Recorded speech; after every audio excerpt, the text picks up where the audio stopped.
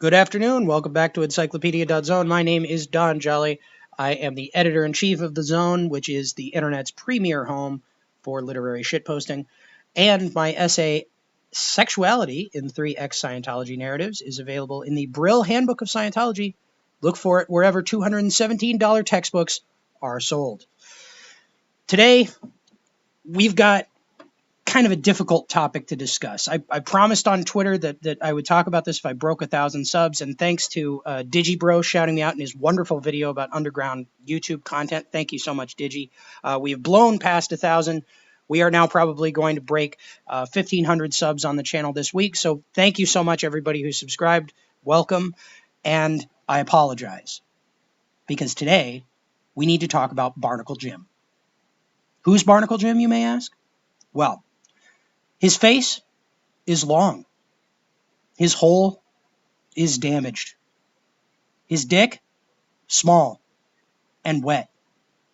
Barnacle Jim is a man who lives in the Pacific Northwest of the United States.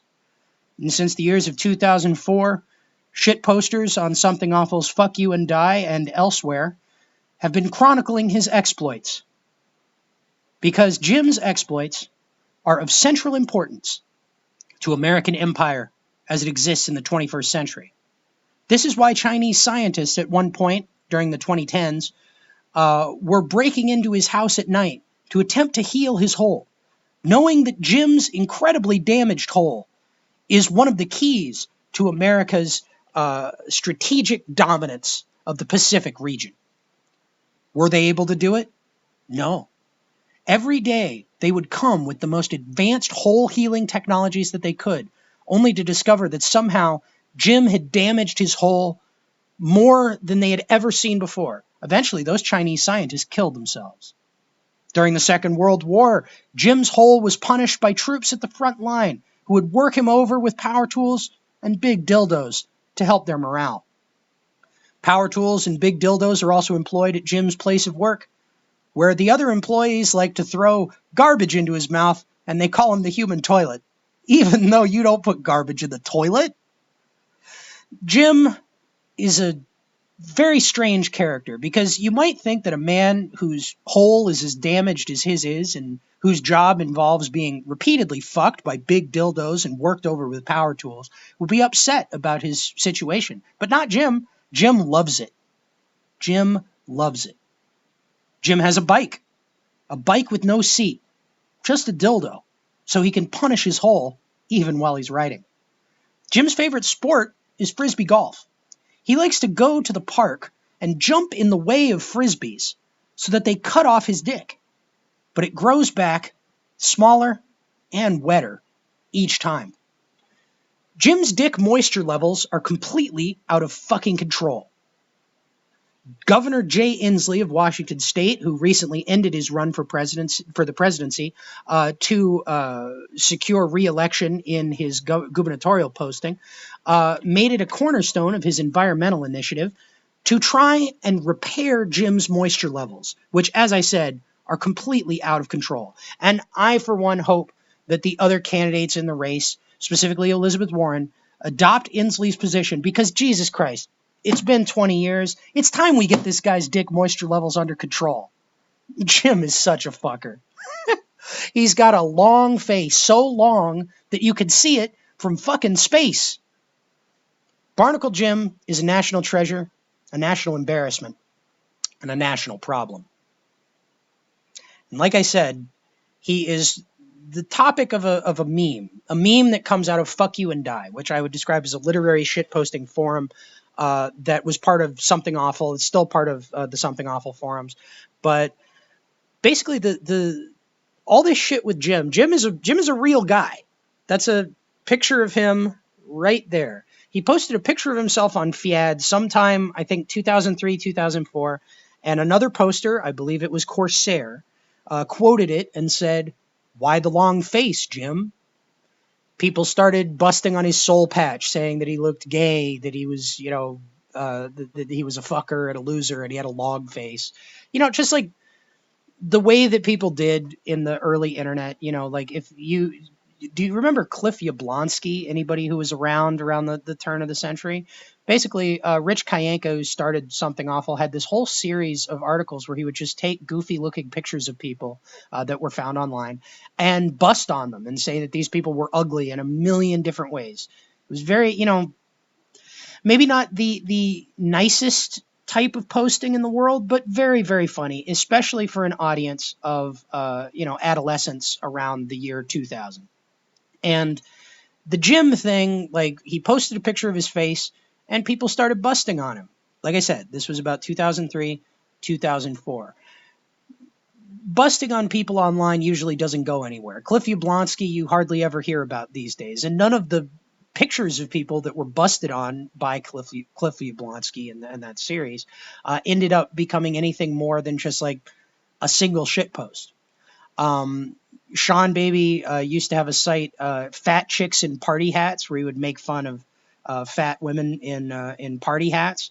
None of those have become enduring stories. None of those have lasted beyond their initial post. Although Sean Baby and Eric Wolplot did get interviewed by the Secret Service for busting on somebody on Fat Chicks in Party Hats so hard that they threatened to kill the president. I'll link that story in the description. Great fucking early internet shit post. But Jim is different. Like I said, people started busting on this guy around 2003, 2004, but they kept doing it.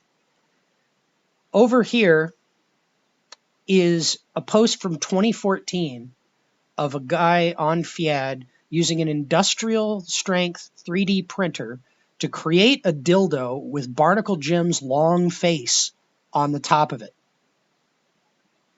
How does that happen? How does Why the Long Face Jim, posted innocuously, metastasize into an enduring meme that lasts for a fucking decade, to the point where somebody, somebody actually reifies it in the form of a giant green penis with Barnacle Jim's long fucking face on the top of it? That mystery is at the heart of internet communication, shitposting. The thing that's interesting about it is it's tempting to think of the internet in terms of literature, because that's the primary frame that I choose to look at it through. But it's maybe more useful to think of something like Barnacle Jim and to think of the evolution of internet memes as folklore. Now, folklore is traditionally oral stories that are only occasionally reified into print, only occasionally recorded. So it's this very fluid, very mobile form of storytelling that arises within a particular geographical community and is shared among members of that community, each one putting their own spin on it, making their own contribution, so that it doesn't have a single author so much as it arises out of the collective desires and fears and the senses of humor of a particular folk community. The thing that's interesting is that on the internet you can have folklore arise in a community that is completely disconnected from itself spatially. The people on Fiad are posting from all over the world, all over the country. Barnacle Jim himself is in the Pacific Northwest. I have no fucking idea where Corsair is, but I don't think he's down the street. These communities are having conversations with each other. These conversations form the basis of every fucking internet meme that develops. It's not that there's a single mastermind person pulling the strings, making all of these things happen. It's that it's a bunch of people talking to one another, extrapolating on each other's ideas, to the point where Why the Long Face Jim in 2003 can metastasize into an entire mythology. Everything that I laid out, all the details that I was talking about with Barnacle Jim, are half-remembered fragments of a now deleted wiki, which used to hold just this giant network of all these jokes, not just about Jim, but about an entire expanded cast of characters within his milieu. Jokes about Corsair himself. For example, Corsair is very conservative in the bedroom. He loves Sweet Baby Ray's barbecue sauce, and he repaves his driveway every year. And all the women in his neighborhood Love to see it. He's also got a pool. Um, there's Pleasure Kevin. There's a bunch of different people that were involved in this milieu. A lot of these posts, by the way, were compiled and written by John Hendren, who's at Fart on Twitter. You might know him as one of the weird Twitter guys, but he's an old school Fiad guy, and he was instrumental in creating this whole Jim mythology. But like, basically, you get from this initial just like busting on the guy's appearance posting, it starts to expand in complexity and to take on more and more meaning and more detail until it could fill a fucking wiki with all of the weird details about Jim's hole and his dick moisture levels and the people in his community and the fact that his job is people humiliating him sexually, that there's special lanes in his community where you can speed if you're going to fuck Jim. It metastasized over the course of a decade into this very bizarre, very elaborate network of stories. And it's not exactly folklore because these are not stories that were communicated orally. They were communicated through the written word. And they were reified as the written word while they were being produced. Like, all of this stuff is just a series of conversations that were all recorded and accessible so that they could be compiled into something like the Jim's Hole wiki, which is of course now destroyed.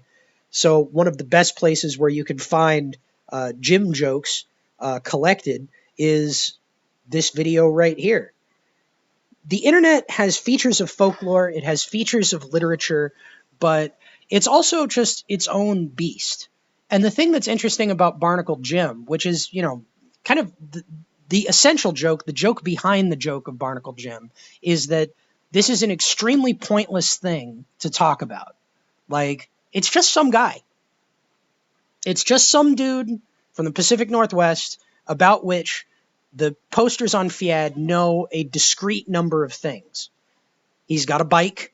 He's got a long face. And that's pretty much it in terms of like real information about Barnacle Jim. Oh, he's got a truck. That too.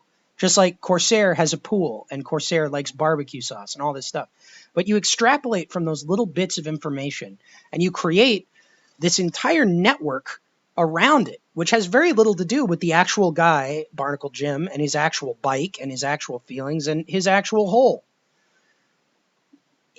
It's funny because it's been consciously created to be the most pointless conversation you could possibly have, and it assumes an importance that it does not actually possess. This is, I think, why it started to go in the direction of Jim being like essential to American supremacy and being like economically essential and spiritually essential. Because of course it's not, and it's funny to see those two things juxtaposed. I also think that there is as in any successful piece of folklore or any successful piece of literature, I do think that there is a thematic resonance with the story of Barnacle Jim.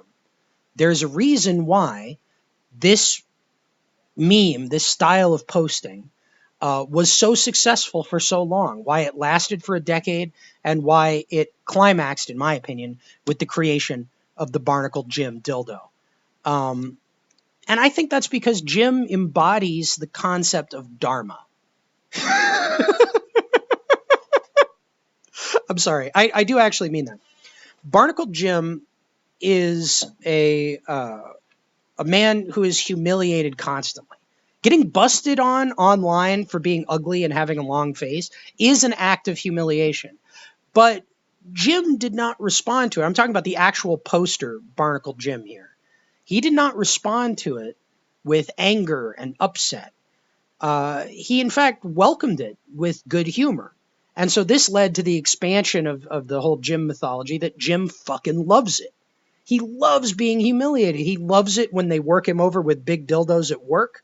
He loves sucking off turds in his shitty truck. He loves his damaged hole. He loves his small wet dick. He has achieved a state of absolute joyful participation in the suffering of the world. And I think that is once again, this is not the work of a single author, as much as John Hendren did contribute to it, which is a lot. This is a conversation that a bunch of primarily young men scattered all over the world had with each other over the course of a decade. If you zoom out at a big enough remove, the theme of that conversation is that the sexual humiliation of young, dorky looking men is central to the economic and spiritual life of the communities in which they live. But Jim is not an incel. He's not embarrassed. He's not humiliated. As much as those things play into the narratives that surround him, Jim himself is very content. This I find to be very compelling. And I would wager that if there is any thematic resonance behind why the Barnacle Jim meme and Jim posting became so successful, it has something to do with that. Because, I've read a lot of contemporary literature that has not stuck in my head the way these jokes about Barnacle Jim have. Jim is a character that I think really makes sense in the psychosexual environment of the 21st century. The sexually humiliated man who has achieved a state of peace and equilibrium. I find him in some ways to be an aspirational character, but certainly, aspirations aside, I find him to be an extremely memorable character. And apparently other people do too. Because Barnacle Jim, has a decade of continuous literary existence where his exploits have been expanded on by writers too numerous to count. He's existed in the form of dildos and 3D printed frogs. He has been stapled to the walls of bathrooms and his picture pissed on. And all of these things are fucking weirdo internet behaviors that seem totally inexplicable to people who don't get the inside joke. That's part of the fucking joy of it. But Barnacle Jim, the poster and the image and the whole idea, the meme of Barnacle Jim, has inspired a lot of fucking work. And now it's inspired this video. So, in some ways, this is a very successful piece of folklore or legend or meme craft or however you want to think about it. And as much as the joke is that it's, when the fella who did the 3D printed Jim dildo posted this video, and I'm not going to link to it because it's a private video. I don't know if he wants to be associated with the Jim Doe publicly. But when he posted that, he said, 14 hours for Jim's long fucking face. The idea being that this is, of course, a gloriously stupid misuse of resources. But there is something significant about it. The joke is that the Jim is not significant and doing this is just a waste of time.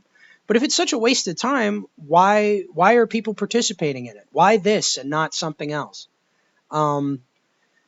People have known for a long time that the conversations that they have amongst one another on the internet reify themselves into the real world in unpredictable ways.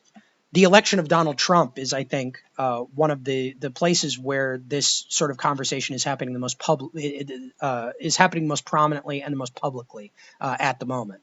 People look at those online conversations and they try to figure out, okay, how did this lead to the election of a reality television star as president of the United States? And there may not be a direct causal relationship there, but I do think that was one of the moments where people started to realize, like, oh no, these conversations that people are having amongst one another online are going to manifest themselves in vastly unpredictable ways in the actual physical world, the world of politics and money and the material world that we all occupy in our day-to-day social existences. Something like Barnacle Jim, it's from an earlier era of the internet. It's, of course, known to far fewer people. But it's an opportunity to look at how these conversations that people are having online, these shit posts that are being traded, reify themselves and evolve and turn into, in my opinion, very significant works of folklore, mythology, literature, however you want to talk about it. I think it's an opportunity to look at that happening in an environment that is not politically charged, It's not, offensive to anybody. I mean, I suppose you could say that it's homophobic, that so much of the tone of Jim posting is about how like disgusting he is. But like, it's not that he's disgusting because he's a homosexual. Like, I don't think he is, strictly one. Although people say Jim is gay, I think it's more in the sense of like Jim is, it's like the way a 12-year-old says it, which I understand is not kosher for many people. But this is not like a hateful meme. This is a meme that has a great deal of complexity and is still retains that inexplicable quality where it's like, I can't answer exactly why this has endured for as long as it has and why it's stuck in my head, and I'm sure the heads of others, as effectively as it has over the years. Why this and not other things? I don't know if I can answer it, but there's something inexplicable and something beautiful and something true about Barnacle Jim.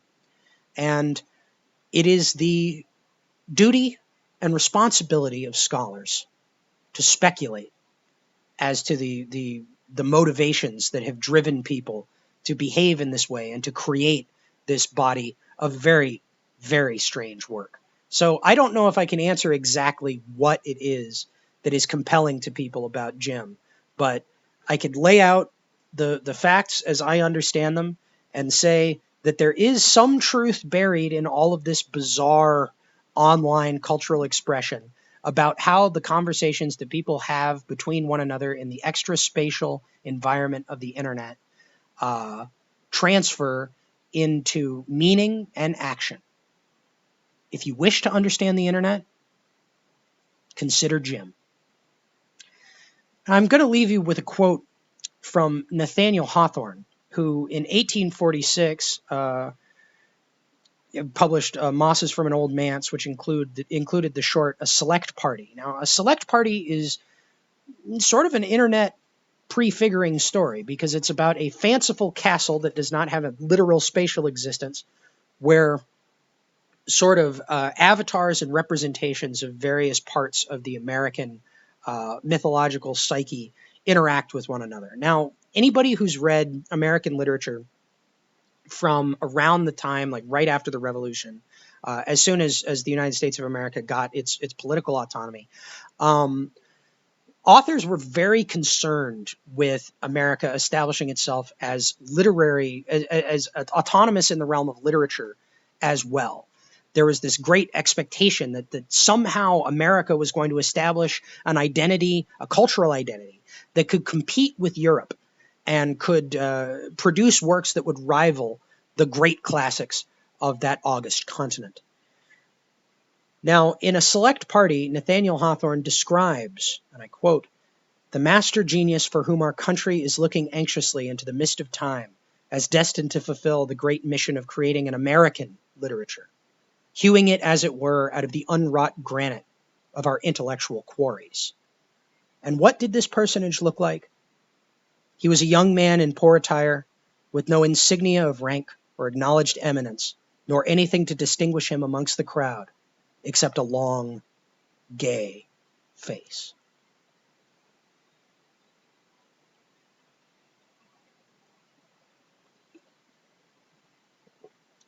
If you like what I'm doing here on the channel, I'm going to link my Patreon below.